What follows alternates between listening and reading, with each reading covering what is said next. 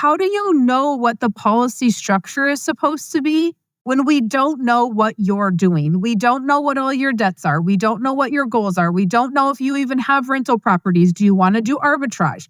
Do you want to do short-term rental? Do you want to do long-term rental? Do you have the money to furnish a mid-term and short-term rental? Are you still living with mom and dad? Do you have a wife and children? I have a million questions. And without that information, how do you know what you're getting is correct? Hello, and welcome back to the podcast. Thank you very much for being here. All right, Tarisa and I are back, and we are hearing a lot of noise out there, especially in the real estate world. So it doesn't matter, though. This particular topic is not going to matter if it's real estate or not. It is just that the noise of policies and policy structures and all that kind of stuff is very overwhelming at the moment. And there's a lot of people that are looking at rates of return. And if you've been here for any period of time, you know how much I like this subject. But we are going to talk today about correct policies, correct companies, all the things that go with how do you know if you have the right policy with the right company with the right agent. So let's start with the agent, Tarisa. Because I think that so many people want to talk about the policy structure. And there is a group on the Book of Faces that I am a part of. And somebody asked last week, they had, I think it was 2 sentences. It was 2 or 3 sentences about, hey, I want a policy. I have X amount of money. I don't even know if they disclosed how much money that they make per year. And they're like, so what would be the best policy? And my response was, the problem is you're asking in a group of people with 2 sentences, and you are not doing your due diligence to get the correct policy. Instead, you are asking to get screwed, literally with 2 sentences, or maybe 3, whatever it was. Like, I think that you set yourself up. You are your worst enemy. Human nature is going to make or break it because who are you meeting with? Who's the agent? Are they IBC authorized? Right? We have authorized agents. Tarisa and I are both authorized by the Nelson Nash Institute. Does your agent set up a meeting with you? I mean, how? Tarisa, you see it. Clients that come to you that have been with another agent and they literally called the agent and said, hey, this is how much money I want to put into a policy. No questions asked. None. Zero zilcho. Yeah. I think it's really important to know what you want to get out of working with someone. I feel like the older I get, the more I'm like, okay, this is what I need out of this professional relationship for me to feel great about it. So it's like, what type of relationship do you want with your agent to make sure that you're getting out of it the experience that you want to, and that you feel knowledgeable in what you're doing? Because at the end of the day, it is becoming your own banker, not Mary Jo is your banker, Tarisa is your banker. It's like, how can we empower you guys with information to make sure that you have everything you need to know that you're doing this concept in the right way? But the structure of the policy cannot be correct if somebody doesn't sit down with you and have a meeting. Yes. So if you are calling somebody, if you've read Nelson's book or you've read my books and you're like, oh, hey, this is how much premium I want to do. Where did you get that number? How do you know that? I've studied this for 15 years. Eat, sleep, and breathe it. That's all I've done. And it still takes me some time to figure out what is correct for people. And it's usually an hour and a half meeting is typically what I'm doing is an hour and a half meeting. Because right before we got on, Tarisa had a meeting with somebody and she was asking me what I would have done. I had questions that she did not ask them because I got questions like, what are our goals in life? How motivated are you in life? What are we looking at? I had a client yesterday that's like, hey, I want to start another policy. And I said, well, that's great. This is what you're going to have to pay every year. If that's what you want to put in year 1, this is what we're going to have to pay every year. I am not concerned about you guys to do that because you're not lazy. If there needs to be something paid, they will do whatever they need to pay it. There are people that will lay on the couch and go, well, I just can't pay it. So, it's just not going to work for me this year. How do you know what the policy structure is supposed to be when we don't know what you're doing? We don't know what all your debts are. We don't know what your goals are. We don't know if you even have rental properties. Do you want to do arbitrage? Do you want to do short-term rental? Do you want to do long-term rental? Do you want to do midterm rental? Do you have the money to furnish a midterm and short-term rental? Do you have the credit card space to furnish it? There are so many questions. Are you still living with mom and dad? Are you not living with mom and dad? Do you have a wife and children? Do you not have a wife and children? I have a million questions. And I don't, if without that information, how do you know what you're getting is correct? And then we have talking heads. Oh my gosh. Then we have the talking heads that are selling IULs and ULs and VULs and all the UL products, saying, well, this was done wrong. I had this whole life policy from an IBC practitioner, and this wasn't set up correctly for me. Was it not? We're just going to believe everybody on the other side of the coin that that person didn't have a meeting, that that person wasn't visited with? Really? We're going to believe a client when they say, oh, this wasn't correct. We need to look at the big bad world, and we need to do our due diligence, and we need to think about both sides of the coin. I have clients that will come to me and say, Mary Jo, I have this IBC agent and they're just not very proactive, and they never call me and talk to me, and they're not helpful. And it took me some time to figure it out. But I'm like, is it them or is it you? Because the phone works both ways. So are you calling them? If you're not calling them, then what? I call my clients every year. 90% of my clients may say, Mary Jo never calls me. Yeah, I call you every year. We, as an office, call you every year, and most choose not to talk to me because they're busy and life happens. That's okay. But then don't go talking to somebody and saying that, oh, Mary Jo doesn't do her job. Yeah, because guess what? The clients I've inherited, they never call me. They wanted better service, but they never call me, and they never answer the phone when we call them. Was it the other agent? So if you're going to have, that's my 8-minute tangent. If you're going to have the correct structured policy, is the policy structure important? Yes. Is the company important? Yes.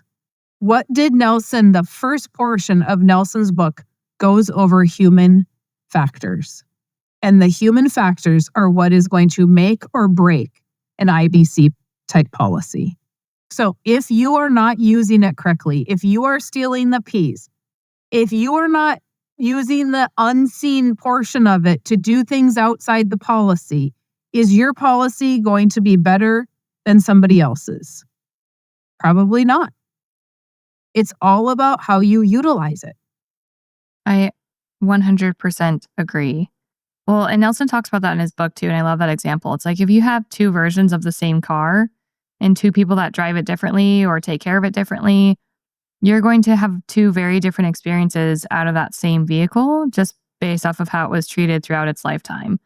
And I think that's true of everything, right? It's true of our health. You can take care of your body or you cannot take care of it. Either way, it's going to come back and give you consequences, good or bad, right? Right. I was running through the airport not that long ago, and I was like, I need to really be doing some cardio. This is embarrassing. I was trying to get to my gate, and I was like, wow, I really feel bad for whoever had to see that because I was really huffing and puffing. So, same is true of your policy. If you This is why you make longer layovers. So, Yeah. very much like policy structure, ticket purchases, right? Like, I'm going to have a longer layover so I don't have to run. Tristan's going to Yes. take shorter layovers. So Well, for her that, yeah. policy structure was to get there quicker, but she had consequences in doing so. I did. And the end of that funny story is that the flight ended up being delayed anyways. So I was like, okay, good on me. I guess I got my steps in today, but like also I didn't have to be that stressed out. Yeah, no, Okay, so I know we are getting a little bit sidetracked here. Okay, so how do you know if you already have a it good really does policy? relate though. Like Yeah, right? it was a really good analogy. Yeah. But so first, number one, I think we can break this down into a couple of things. But number one is making sure you have the correct agent and that agent understands what your goals are, where we're going, what we want to use the policy for. Is it going to be retirement? Is it going to be purchasing a business? Is it going to be running a business? Is it going to be real estate? What is going to be the purpose of that policy and how motivated are you to use it? So I think number one is obviously you need the correct agent who actually wants to help you and wants to understand who you are, what you're doing, all that kind of stuff. And that comes in making sure that your agent is asking you good questions. Like Mary Jo is fantastic at that. I'm learning how to be better at it. And someone really needs to care about what you want to do in life. And you get a sense of that not by talking about infinite banking or policy structure or anything like that. That's really a small piece of it, but really having a better understanding of what your goals are and what you care about in life and where you're heading. Yep. And number two, then we can just break this one down fairly easy, I feel like, and talk about companies. And that's pretty easy as far as mutual dividend paying companies. You want companies that have been around for over 100 and some years. We mainly use One America. They've been around 147 years. And there are other companies that have been around 200 years. But you want a good mutual company. Okay. We can work with any company we want. There are reasons that we work with the companies we work with.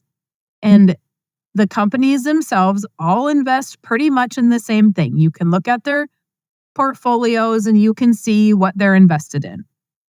Remember, there's only one pool of money in the world. And so everybody gets to choose from that pool and where do they want to invest. Maybe the stock market maybe one company has more in the stock market than another company. I prefer to work with a company that has almost zero in the stock market because I don't want that risk. I prefer to work with a company that the CEO understands infinite banking, that the employees understand infinite banking, that don't have problems with policy loans. There are some companies out there that don't like infinite banking. They don't like policy loans. They're going to micromanage everything. There are agents that are going to say, hey, you can't, I don't want you taking a policy loan. How about customer service? What does that look like? So on the company side, I think number one is finding the good agent. Number two is on the company side, knowing that your agent is working with a good company. Obviously, the agent that you're working with should be able to support why they're working with a particular company. Everyone's going to have their reasons, right? Like I remember, I'm not going to name the company, but I remember I was getting appointed with them because this particular client, well, I think it was New York. It was a New York client. Anyways, so I was getting appointed with this company, and just my experience in getting appointed with this company was terrible. And I just remember thinking, if it's terrible to get appointed as an agent with this company, how is my client going to have an experience with taking a policy loan or paying it back? It's like, if it's going to be this bad, I don't really want them to have to go through this suffering like I am. And so there's a lot of unseen and seen parts of a company that are important. Like you mentioned, like customer service is huge. Like you have to make sure that whoever's on the other end of that phone call for policy service stuff is really doing their best to make sure that you're getting what you need in a timely manner. Yeah. And there are a lot of mutual companies, in fact, that don't have paid up additions riders. They don't have term insurance riders that can be added on. Some companies just cannot structure the policy, even though they're a mutual company. They can't structure the policy the way we need it. And so a lot of times if you go to a mutual company, I will not name them, but they'll come to me. It's a great mutual company. They've been around forever. They pay dividends. Good companies. But I'm like, why is the policy structured that way. I'm like, I know they don't have a paid up additions rider. And so I will tell the client, oh, they gave you a paid up at 65 or a 20 pay. Yeah, how'd you know that? Because that's how they play the game. They want to try to match what we do for infinite banking, and they can't do that because they don't have all the right riders. And so they do it with a policy that all goes to base, which there's nothing wrong with, but it's paid up at 65 or it's paid up in 20 years. We don't stop using money at 65. Like, we don't walk into the bank at 66 and they're like, oh, I'm sorry.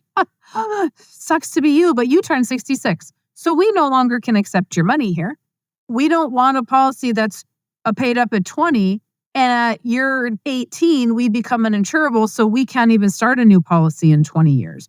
Or we're 55 and now our policy's paid up at 75, but we've sold a business, we've sold a bunch of real estate, we've sold something in the meantime where we need a place to put money and we can't put money anymore. And so ideally, you want a policy that you're going to be able to put money into forever. And so these other companies, even though they're good mutual companies, you now what? You have to figure out, do they have the right riders? Do they like infinite banking? Do their agents know about infinite banking? And so number 2 comes back to number 1, have a good agent. And then I think number 3 would be policy structure. And to policy structure, there's just a lot of parts. There's only 3 really big parts, but there's still parts that people need to understand. And I feel like, again, if your agent is not explaining how they're structuring it, we have a problem. I had a guy come to me last week. He had 3 policies, 2 different agents, both of them knowing IBC. I talk about this in my Farming Without the Bank podcast, so you can go over there and hear the full story, but he didn't know how the policy was structured. It was a 1090 basically. And if you've listened to anything infinite banking related, you'll know what that means. If you don't know what that means, good for you, because you don't need to know. It's junk. Anyway, he had these policies that were 6 years old and he can no longer put money into them. And so the only person winning in that scenario is the agent who gets to write another policy and make more commission. But he had no idea. Nobody explained to him. They told him he's going to you only have to pay premium into this policy for 5 years. That's how they stated it. I would say you only get to pay premium for 5 years. And then at year 6, we're going to have to figure something else out. So do you really want that structure? Because the guy has tons of real estate. He's building houses. He's developing land. He's starting companies. Like, he's got a lot of stuff going on. And now we have to try to find a place to put money. Somebody like that is not going to ever stop making money. Yeah. And you always want to be able to have a place to store it, right? Like, why would you want to limit your ability to pay premium? Because everyone knows who has like these types of policies that the longer you have it, the more efficient it gets. So why would you want to limit your ability to put in money in year 10 and year 20 because you were taught that base is a bad thing? Base is not a bad thing. It's really fantastic. It's and really let's just talk about what base is. Right. So the base portion of your policy, it's literally called base. Like, we're not using that term just because we decided to name it something. It is called base premium. It is buying the whole life death benefit.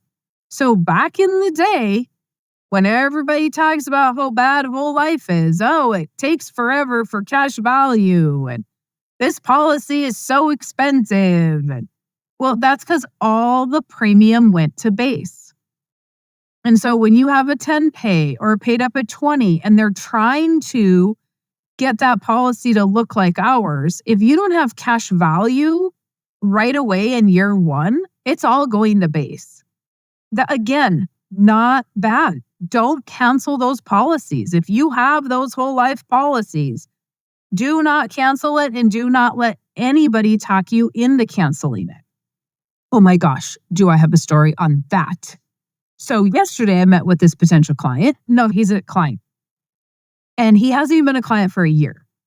So his insurance agent, whose company starts with an F, I'm not going to name, but they have all of his insurance.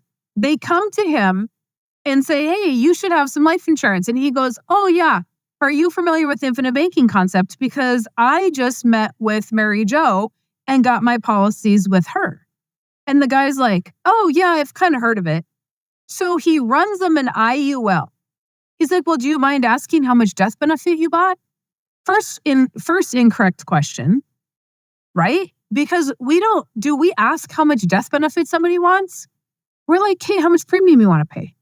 The death benefit is, do we look at it? Yes. But at the end of the day, it's a premium thing. Anywho, so he runs them an illustration of an IUL, gets the illustration back, and what did the agent say about the IUL? Tarisa, I'll give you one guess. About what he said? Yeah. He's like, look, this is cheaper for the same amount of death benefit. Is that what he said? Nope. Guaranteed never to go below 0. Oh, yeah, okay. Isn't that amazing?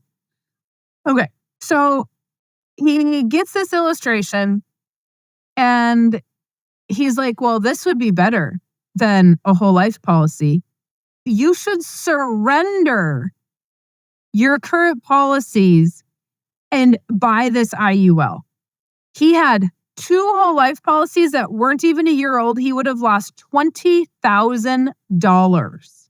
And the agent is telling him to surrender a policy. $20,000. Now, my clients are way nicer than I am. Like, nobody is nearly as ornery as I am. And thank goodness, because if my client would have told me that right away, I would have told him, you go back to that agent and say, are you going to fork over the 20 grand I'm going to lose? I'm going to take a guaranteed product and put it into a non-guaranteed product because you want to make some commission and you don't know anything about it. Anyway, all the base. Let's get back on track. All the base. Yes. Base is not a bad thing. It's really the guaranteed portion of the policy. Like having an all base contract is not terrible. Like how I think about base is this is contractually guaranteed to me. And I know it's only going to grow over the years. And really, it's the foundation. I always think about policies as like containers. To me, the base of your policy is like the base and the width of your container. How much base you have kind of determines how much money you're able to stuff in there long term. So I think that base is fantastic because it gives you a strong base, gives you the ability to put more money in every single year over year. It does grow cash value. Yeah, it does create cash value. It just does it at a much slower pace. Mm-hmm. So in order to do it quicker, Nelson said, put the paid up additions rider on there. And so how much money you put to base versus how much money you put to PUA is all going to be determined by the contract. Most life insurance companies have a contract that says you can put X amount to the paid up additions versus the base. So we call that a split. How do you want to split that? That split is going to be determined by what are we doing?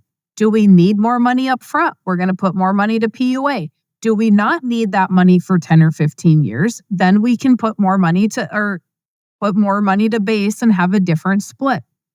And so is there a correct split? No.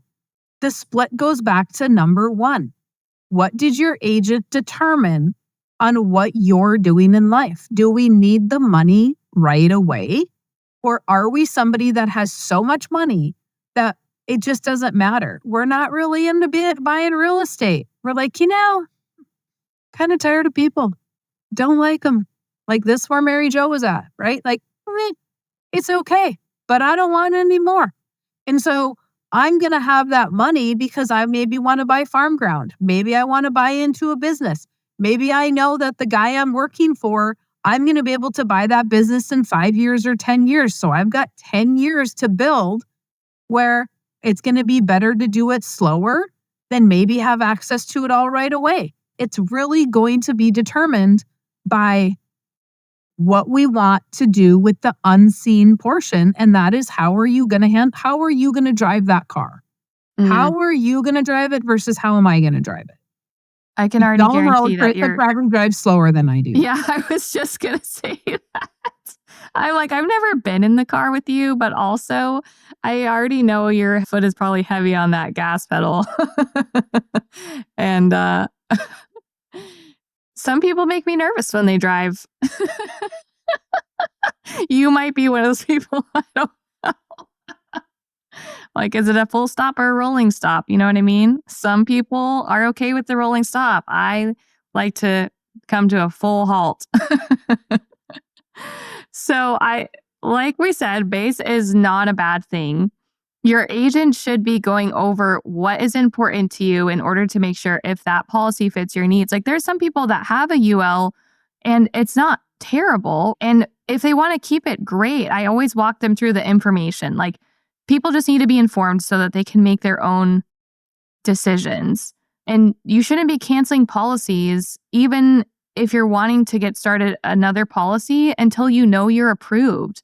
That's another thing. It's like, don't cancel your in-force coverage ever until you have been educated and you know what it is that you're purchasing and you know that you are approved to get, additional coverage. Because some people do. They'll cancel their policies, they lose that coverage, and then maybe they're not insurable. It's like, well, if your agent didn't instruct you in the right way, you could have screwed your family out of hundreds of thousands of dollars. So it's a really important thing that you're working with the right person that has your best interest at heart, which brings me to this next point, because this is really important, is how do you know you have a good policy? What does the guaranteed column of your policy say? And when we look at policy structure, we have a guaranteed side and we have a non-guaranteed side when you're looking at whole life. When you're looking at IULs, ULs, VULs, you have a guaranteed side, you have an intermediate, you have a non-guaranteed.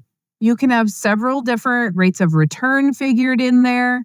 And so when we're talking about even whole life, like, let's just segregate whole life amongst different companies. So people will go out there and they'll shop insurance. And that's what we call it in this world, is shopping insurance. And if you're shopping insurance, don't come see me. Don't even make an appointment with me. If you're shopping agents, different story.